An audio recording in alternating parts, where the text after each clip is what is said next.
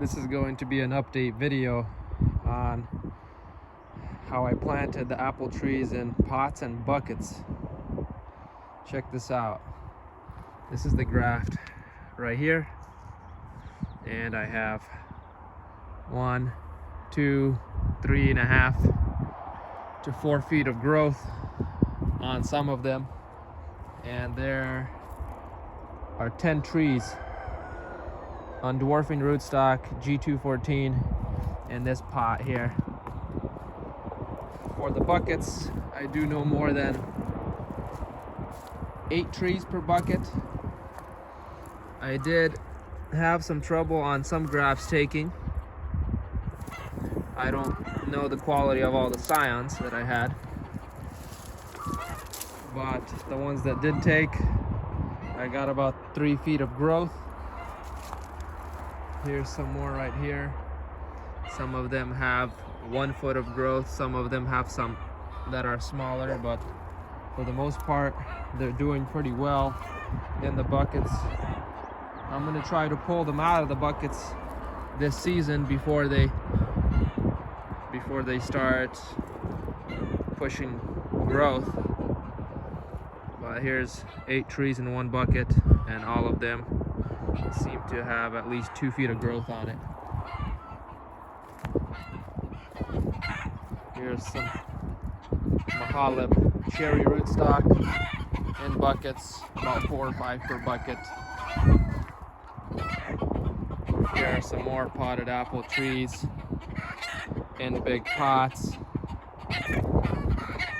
Some of them have 4.5 feet of growth.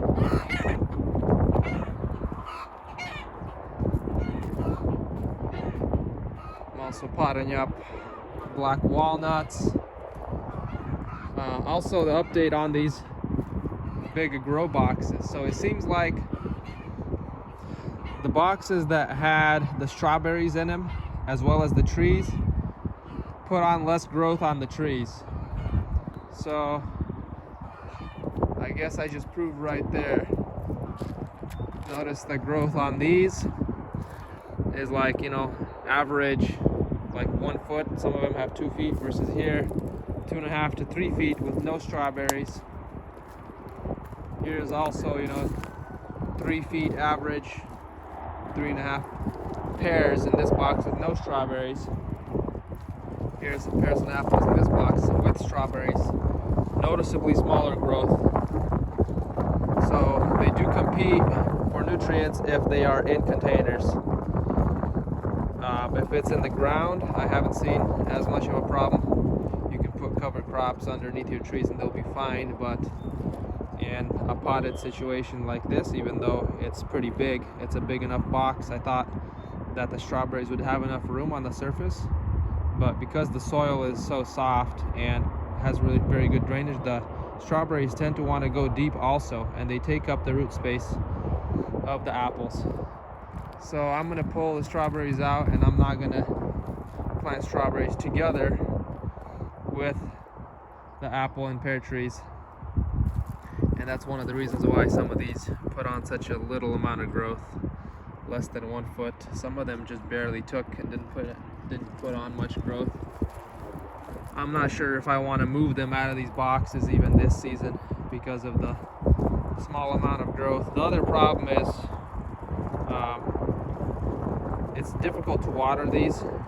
There's nothing to catch the water from underneath on these boxes, and so the water just kind of goes through, and sometimes the soil just stays dry even though I had a drip irrigation set up. So I'm gonna have to do something different. I might redo these boxes, pull all the soil out, put a piece of tarp on the bottom to catch about 1.5 inches or so of water on the bottom to help irrigate it from the bottom up also as I'm watering them, so it catches the water and pulls it back up, because some of these here might have had slightly different soil with more sand in it, and hence these did worse than some of the boxes over there, because the soil is not the same in every single one of them. I was just kind of mixing what I had at the time, and so I was hoping to have more of these for sale, black strawberry, but they're just so small I can't sell these right now. So I'm gonna have to either dig those up and redo the boxes so I can catch the water, or leave them and just make sure they get watered better this year and fertilized. So somebody asked me what are the pros and cons of planting them in buckets and containers like this versus planting out directly into the ground. The pro is I can set up drip irrigation to every container, and I can have it on an automatic watering system and just have everything watered, and I can walk these aisles and check every plant. It's close. You don't have mice problems and mole problems and rabbit problems as much when they're in containers like this. I can, if I needed to, I could even set up a fence and fence all these in. So that would be the advantages of growing in pots like this, is less time consuming to water. You can keep a close eye on if you have rodent problems. And that's about it, I guess. In the ground is always better. You can put them in the ground, you know, and watch them. But the problem is, the other thing is slugs. If you have slugs out in the field, they can climb up your young grafts and chew the bud. And then if that bud is gone, you ain't gonna get this growth because that bud was gone. So now you're missing out on all this growth that first season just because a slug got up on it and ate the bud off. So it's mostly like a safety concern for the tree. Planting it out in the field is always better when it's bigger rather than smaller.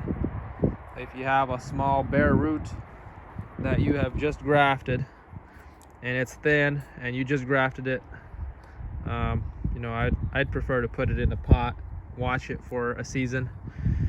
I was hoping that all of my grafts would be this big, you know, like 4 feet, and then I could transplant and put them where I want them or sell what I want. But not everything worked out the best, especially with some of those boxes. They dried out too much. So you live and you learn. Not enough growth on these to even plant out in the field. So I'm gonna have to figure something out here. But yeah, that's the update on my potted apples and pears and cherries. I might just pull these strawberries out and leave these in these boxes. Don't touch them for another season because there's just not enough growth on these yet. And I need to make sure I keep these watered better. So yeah, thank you guys for watching. I'll see you next time.